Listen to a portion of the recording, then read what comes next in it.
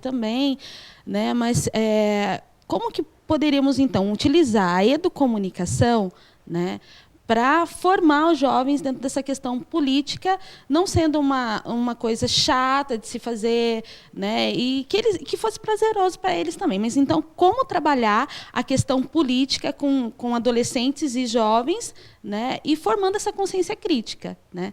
Então, partimos do princípio da educomunicação, da comunicação democrática, dialógica, de dar o direito para o jovem de falar sobre o que ele pensa sobre esse tema, e construímos, então, o projeto que intitulamos de Projeto Estação Jovem, né, com algumas etapas formativas para promover, né, e empoderar o jovem para falar sobre essas questões. Joanice, como foi para você participar, então, da elaboração desse projeto? Bom, como a FAB já trabalha numa instituição que favorecia isso, em vez de, então, imaginar e simular diversas situações, nós começamos a analisar aquilo que acontecia na própria instituição dela e o que nós observávamos em geral. Então, foi, sim, uma experiência interessante, né, de realmente colocar no papel aquilo que a gente fica imaginando do que poderia ser diferente, mas esquematizar mesmo o que tem que fazer, qual é o resultado que a gente quer, o que precisa para fazer isso. E na utilização das tecnologias dos meios de comunicação. Exatamente. Quais foram os meios de comunicação que vocês incluíram no projeto? Bom, o próprio trabalho com o cinema, né, para promover debates, de discussões, a questão da produção de vídeo, a questão da web rádio, né, os próprios definição de programas de TV, a produção de programas de TV, flash mob, o fanzine, né, que é um meio super simples, né, e que eles podem expressar as opiniões deles, né. E foi um trabalho bem avaliado?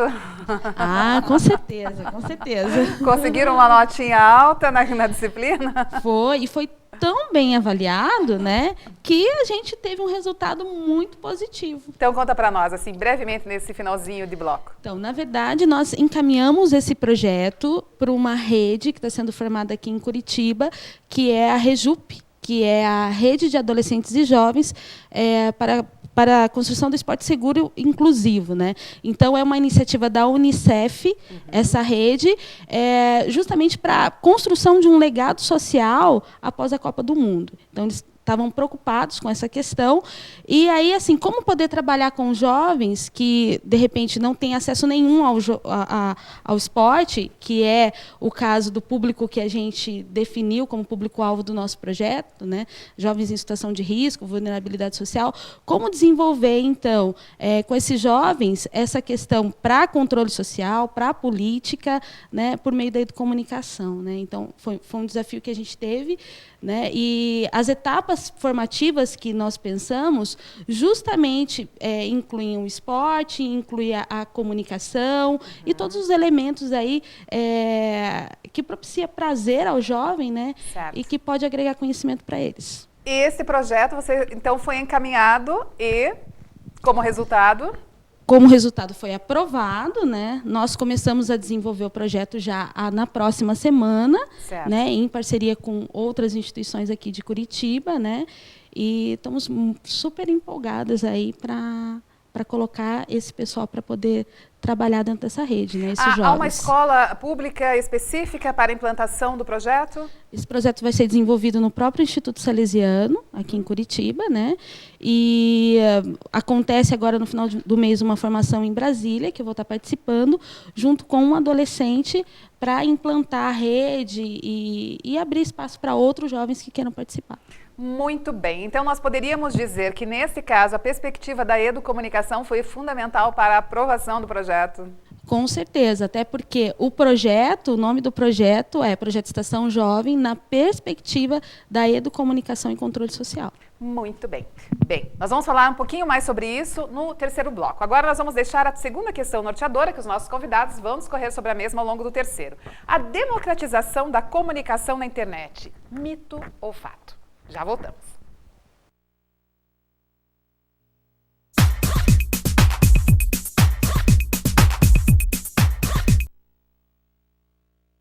O maior patrimônio de uma nação é seu povo. E o maior patrimônio de um povo é a educação que ele recebe e que transforma em progresso. É por isso que todo educador assume um papel-chave. E ele começa não na tarefa de educar, mas sim na de aprender com os melhores profissionais, atualizando-se e fazendo uma especialização com quem há mais de um século trabalha na arte de ensinar com qualidade. FAI, porque só quem tem a maior tradição no ensino é que pode oferecer a melhor pós-graduação em educação.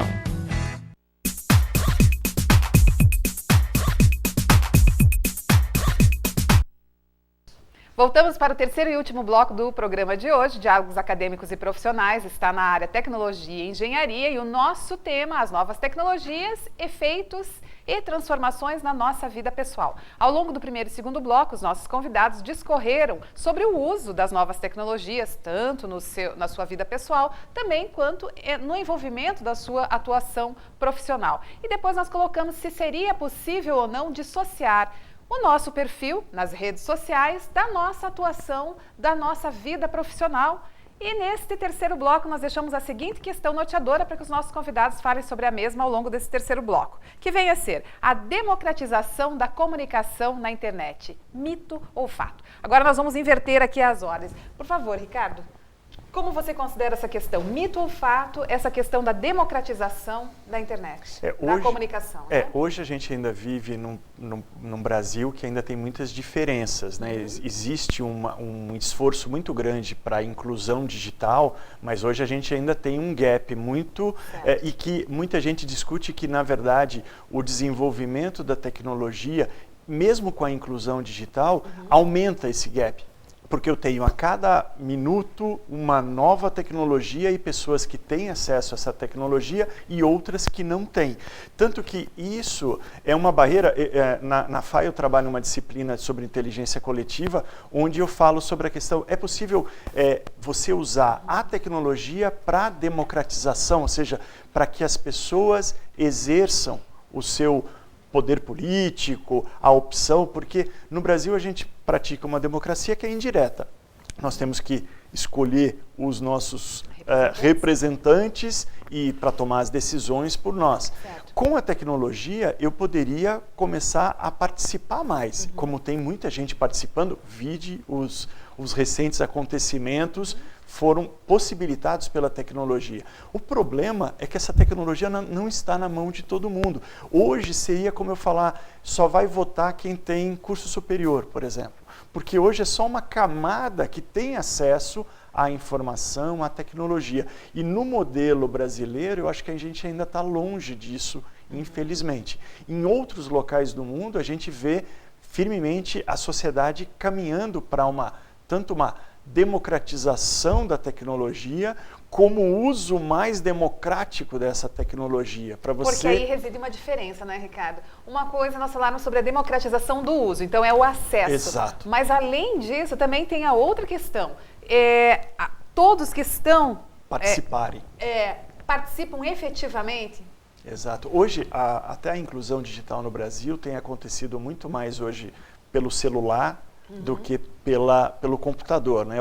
A população mais carente tem mais facilidade de adquirir um celular e hoje no Brasil a gente tem mais celulares do que pessoas. Então, é uma possibilidade de que com esses novos aplicativos você chegue a ter uma maior base de usuários. Mas a gente ainda tem problemas sérios de educação. A gente ainda fala de analfabetismo funcional. As pessoas não conseguem ler um jornal. Então, dar mais tecnologia não quer dizer que a gente vai conseguir incluir essas pessoas, daí a segunda parte do que você comentou, numa discussão democrática, né? Então, hoje a gente ainda tem dois Brasis ali separados nessa informatizado e o ainda muito atrasado tecnologicamente. Agora, essa última questão que o Ricardo levanta para nós, para você, perpassa pela educação formal, escolar? Com certeza, né? É só compararmos os dados da Coreia do Sul com o do Brasil. Eu uso para fazer estudos. Na década de 70, o Brasil tinha mais ou menos o mesmo índice educacional e o IDH de desenvolvimento humano da Coreia do Sul. Só que lá eles investiram maciçamente na educação. Nós ficamos parados aqui um bom tempo. E hoje a Coreia do Sul tem os indicadores todos, né, de educação, de PIB, de desenvolvimento econômico, muito superiores ao Brasil. A gente agora tem que correr atrás de investimento nessa área. Eu acho que tem algumas iniciativas começando, mas a tecnologia pode ser uma ferramenta importante para dar conta de atender um país tão grande como o nosso e que tem tantas carências em tantos locais. Exatamente. Professora Edna, então, a democratização da comunicação na internet, mito ou fato? Fato. Fato. A própria a quantidade, né, a disponibilidade do acesso que existe mostra que existe uma democratização, mas como o Ricardo falou, existem aí alguns poréns, né? A questão de que uma boa internet é aquela que é paga e muito bem paga, né? Caso contrário, nós vamos ficar perdendo muito mais tempo tentando acessar. Sim, e perdendo também a nossa paciência e o nosso tempo. Certo. E para mim também tem uma outra questão, que é a questão do receber passivamente, né? A questão cognitiva.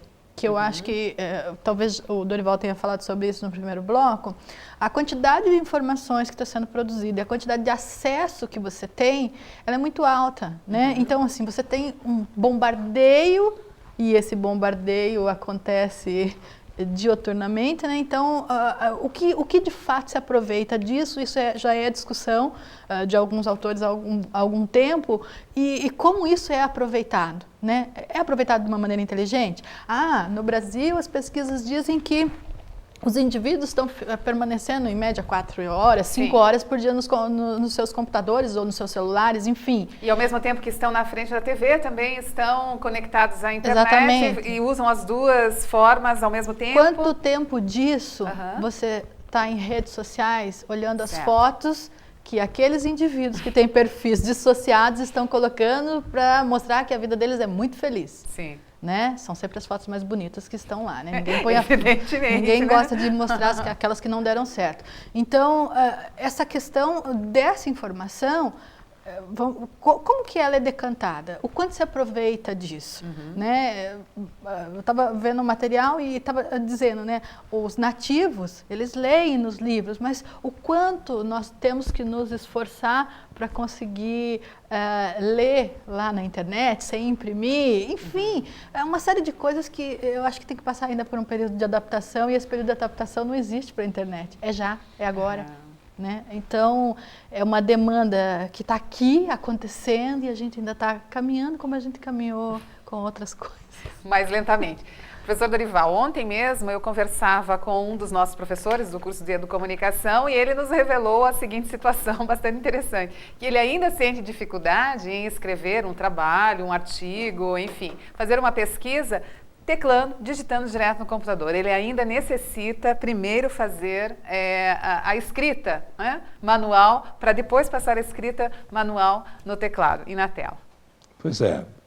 Tem a questão da educação, que foi falado aqui, a questão dos custos, mas eu queria exatamente chamar a atenção para um público que é bem formado, que é de idade, não é adolescente, mas já é profissional, e que não consegue se deter diante de um computador, ou para fazer um trabalho, ou para estudar. Né? Eu vou dar o meu exemplo pessoal, de que até algum tempo atrás, tudo que eu ia ler, eu tinha que ler no papel. Certo. E eu resolvi mudar, o Ricardo aqui me acompanhou nisso, eu resolvi mudar a minha atitude. Esse processo difícil. É difícil. E eu mudei, e hoje eu leio muito pouco em papel. Eu leio tudo que eu preciso no computador. Os livros, os artigos, as reportagens, eu leio tudo no computador, não preciso mais do papel. Isso é uma questão de esforço pessoal. Então, o Brasil hoje sofre com a qualificação da mão de obra dos já qualificados. Por quê? Porque a questão tecnológica, computacional, está longe desse pessoal. Eles podem ter dinheiro, podem ter educação profissional para trabalhar, mas ainda falta se esforçar no sentido de utilizar a tecnologia para melhorar o seu status quo. né? Ou é o professor, e ele não está sozinho nisto. Tem tantos professores, mas assim como tem tantos médicos, eu diria até tantos advogados e tantas profissões reconhecidas no Brasil, que as pessoas não estão conseguindo utilizar o computador. Por quê? Depende fundamentalmente de um esforço pessoal no sentido de utilizar a tecnologia. É que essa migração, ela não é tão simples, né, e tão rápida da maneira como nós gostaríamos que fosse. E aí, nesse sentido, nós podemos também puxar para a nossa questão norteadora deste bloco, que é a democratização, então, na comunicação na internet, mito ou fato. Nesse sentido que nós estávamos apontando, não basta nem, muitas vezes, nós termos a iniciativa, a vontade, digamos assim, o estarmos abertos para. Mas também exige uma série de outras questões, até cognitivas, né, que estão imbricadas nessas questões para que nós possamos... Mas, sem dúvida, a questão econômica ela é determinante, sim, para a grande maioria da população brasileira não ter acesso, né? E mesmo aqueles que hoje têm um acesso ainda que limitado, a tecnologia, por conta de uma baixa velocidade, de um baixo volume de transferência de dados, limita as pessoas a se desenvolverem. Quer dizer, tem muito para se fazer nas duas pontas, de quem produz tecnologia e de quem consome tecnologia, né? Agora, o mundo vai ser puramente tecnológico, já é, né? E nós vamos ter que nos adaptar. E nós vamos ter que não tem outra alternativa. Tentar, né, passar rapidamente por essa fase. Tem que passar. Meninas que estão desenvolvendo esse projeto e que esse projeto utiliza das tecnologias, dos meios de comunicação, enfim, que vão trabalhar com jovens que ainda estão na educação básica, com adolescentes, na tentativa do desenvolvimento do protagonismo juvenil. Na verdade, não é uma tentativa, mas sim um objetivo a ser